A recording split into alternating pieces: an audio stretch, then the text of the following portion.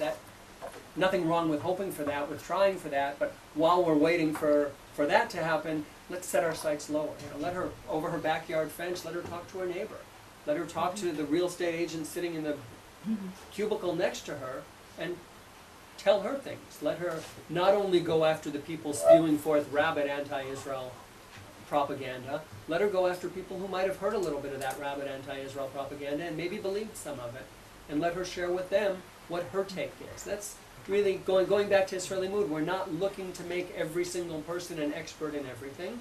We're looking to make every single person confident enough in his or her own take on the situation, and confident enough that the cause is just, that they're ready to talk to their classmate, their teacher, their neighbor, their landlord, whoever it may be. That would go for the Coldwell Banker Realtor as well. And there are many websites that have information too. If you connect with people, then you get information. I wanted to ask... No, sorry. Oh, sorry. Afterwards, after Okay. the end beginning. Guido Remes? Yes. Isabella Guinot here and I had an experience in this past year which I think is somewhat symptomatic. We published a book last June which was the result of 7 years of purely academic research on the Soviet role in the Six-Day War. We had no political agenda. We couldn't have because we don't have identical political views.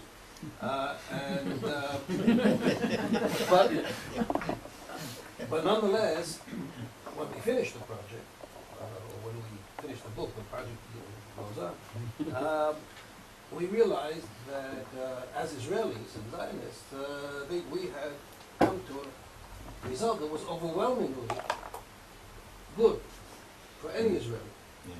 Because it demonstrates the Six-Day War resulted from a deliberate Soviet initiative, and the Soviet Union prepared a massive military intervention in favor of the Arab side, which Israel very narrowly escaped. And therefore, the accusations of Israel, plotting an expansionist, aggressive war, etc., simply can't stand. So we realized that we have something here that we didn't plan it that way, but it came out as something excellent for Hezbollah. So we circularized a few hundred people, among others,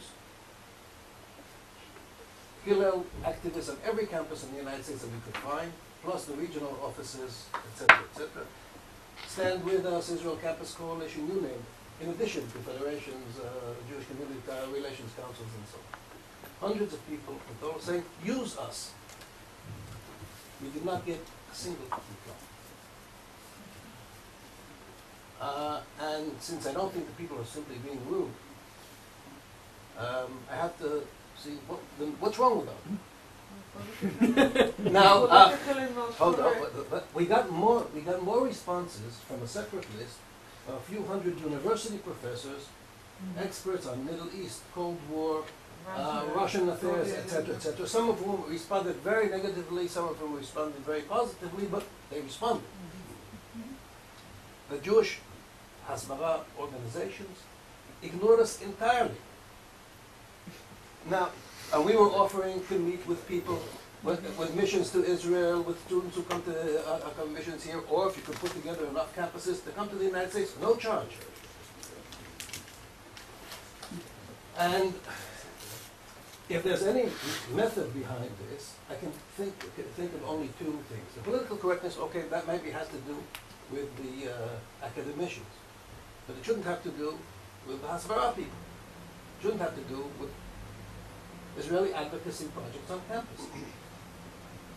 So one thing is that since we were seeking the truth, as when everyone is speaking about, our book is not entirely uncritical of the Israeli leadership at the time. We pointed some errors that were made. Two, we touch upon a taboo, the Israeli nuclear project, and its influence on the whole process. Now that's there. It's not going to go away, and your students are going to encounter it when the other side brings it up. If this indeed is the reason that we were ignored, and just because people didn't think our book was worth mentioning, which I doubt, because some of the reviews that came out did point to that it was worth mentioning, then I think this points to two major issues. One is that trying to disregard or conceal any possible error on Israel's side is can be very counterproductive, because it means you have to give up an awful lot of things where Israel is only 95%. And two, you can't disregard any topic just because it's sometimes uncomfortable for official Israeli policy. I mean, Israel does have nuclear deterrence, if not a nuclear weapon. We don't know, thank goodness, because if we did know, we couldn't discuss it. But Israel has a weapon, but even our government says, yes, we do have nuclear deterrence because everyone thinks we have nuclear weapons. Okay. If you're not willing to even touch upon that, then when you inveigh against the Iranian threat, you're treading on very thin ice. Now, so what I'm saying is, here was an opportunity, I think. I'm not saying that this was the biggest issue, okay, but it's going to come up again in the 60th anniversary of the year. What about Israeli aggression that resulted in the present Palestinian problem? Our book demonstrates, I think, quite amply that it wasn't an Israeli aggression, and yet we are getting absolutely no response. Another instance is that of the American Jewish press, one American Jewish weekly reported on the book. We have not had a single review, and only one report in Even Australian Jewish review that Australia Israel review, who probably didn't assure us that they will come in September, October. Didn't touch it either. So what happened? We're getting anti-Israel publications, damning our book as a Zionist fantasy. I'm not joking. There's a lot of this. And no use is being made of the overwhelmingly pro-Israeli message that we found in a strictly academic and we think absolutely credible, irrefutable research. And of all places on campus, this ought to be. Very interesting. You gave me material before we sat down, which I haven't looked at yet. I was dealing with the technology. No, two things come to mind. Two things come to mind. And both of them are overly simplistic, but I would toss them out there for lack of anything more substantive to suggest on one foot.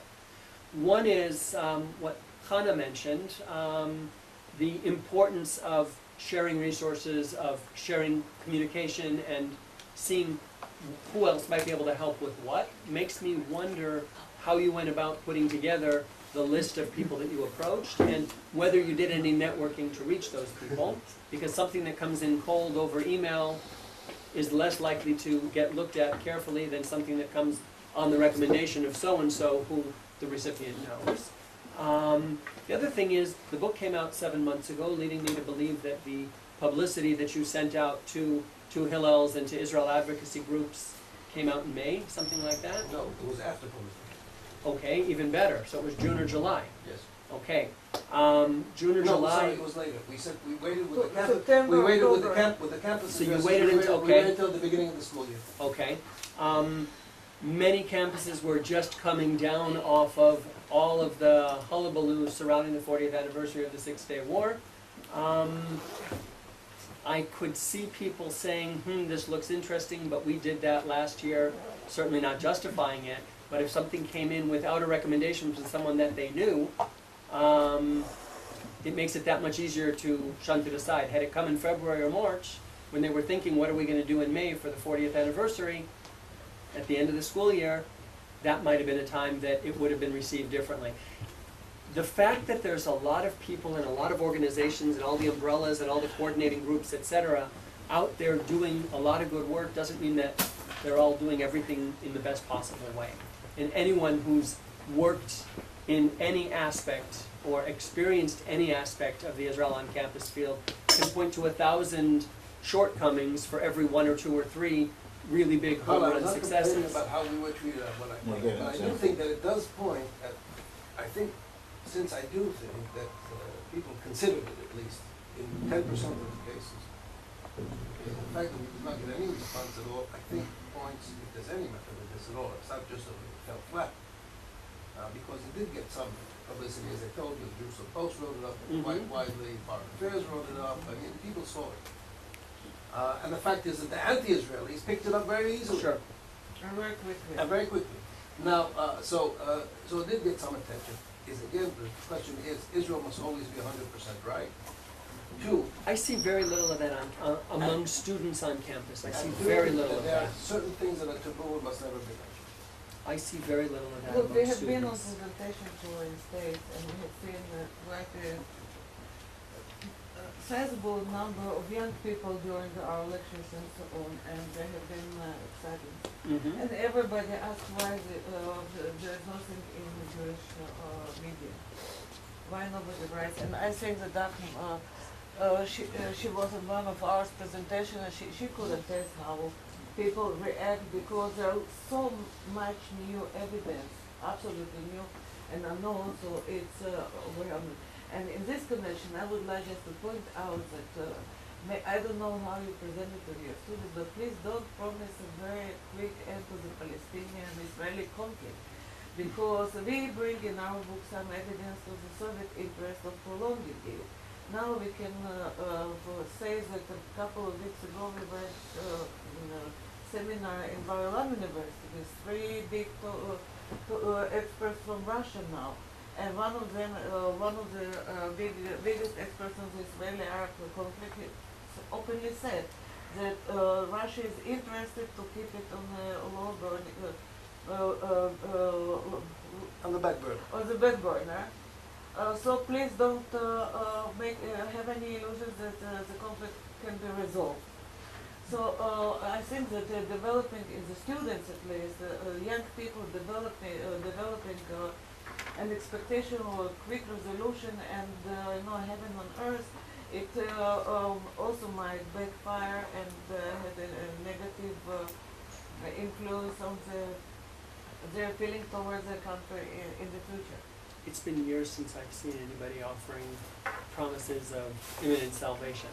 That's Except Bush. most of us are past that. Okay, final question, Daphne. Final remarks. Thank you. Yes, I'm Daphne Bergman. I'm a psychiatrist. I've been working with cultural issues and indoctrination in the Palestinian society, in Arab society to some extent. And I'm very glad that people here so much emphasize the issue of knowing one's enemy or one's potential enemy or neutral people who can be brought in on the enemy side. I think it's terribly important, and I think how you do it is very important. And without trying to teach anybody a couple of little capsule formulae, I think there are about 3 core issues that people need to understand. And all the peripheral stuff is important, but the core issues are what they need. And it may be that everybody here knows, it may be that you know, but still let me say it. The issue that for Muslims the world is divided into Dar al-Harb, Dar al-Islam. Islam is their area of what they call peace and so on and so on, and the rest is the area of war. And if any country has previously belonged to Islamic empires and so on, it's always considered part of Islam, and Muslims are duty-bound to go to war to retrieve that. And in their mind, it's a defensive war, and in their mind, every Muslim is obligated in some way to involve him or herself. That's one thing. The other thing, is, of course, is the idea of the universal caliphate, that this is what they intend to achieve. I'm not saying they'll be successful, but this is their intention very, very strongly. And the third is what's happened in terms of the last 30 or 40 years to render this Islamist extremism so powerful, and how it's come about. And there are a couple of basic issues about that. And there's been a very deliberate issue of mixing Islamic jurisprudence with the Sharia, which is the divine law. And the fundamentalist extremists have been deliberately fogging that, because they know that if it's divine law, that's the way to mobilize people, and that's how they mobilize people, and they do it deliberately. And if you want references, I'll be very happy to give them to you. I can email them to you. Great. And the other issue about that is deliberate abrogation of earlier, which were more peaceful parts of the Quran, for the later parts, so that the earlier parts have been more or less ditched, and the later, very militant parts come to the fore. And that has been done by so-called Islamic jurisprudence people who deliberately have ignored the type of protocol which used to be followed. And I'm not saying that I think Islam is a peaceful religion, but I'm saying that this is distorted in such a way to get the pot boiling the way it is now. And I think that really, if you have 8 sessions, you do need one session to describe this, to give people some reading material, some material for thought, and you need to very carefully choose who is going to set up the syllabus for you, because as you probably know, Middle Eastern Studies has been pretty much taken over by the Edward Said pro-Palestinian groups, and I would suggest you might talk to somebody like Martin Kramer, who knows very well the terrain there, and he will be able to advise you. And I think the idea of teaching about the changes and the distortions of recent Islam are very important, so that people can't point the finger and say, you're teaching Islamophobia. And I think that that way you can get around it, hopefully. So that's what I think is really important for us. If you can implement it. Mm-hmm. I would like, there's of course the opportunity to talk to Karl after I close formally the session. I've one more remark before I thank Karl. Look, we have, as we are a small nation, fight against a huge body which has a lot of affiliates outside that body. We have to give much more attention to out-of-the-box thinking in order to make up for our handicap of being a few against many. Karl, I would like to thank you very, very much for having come here and having put this before this forum. I'd like to thank everybody who has made a contribution to this discussion.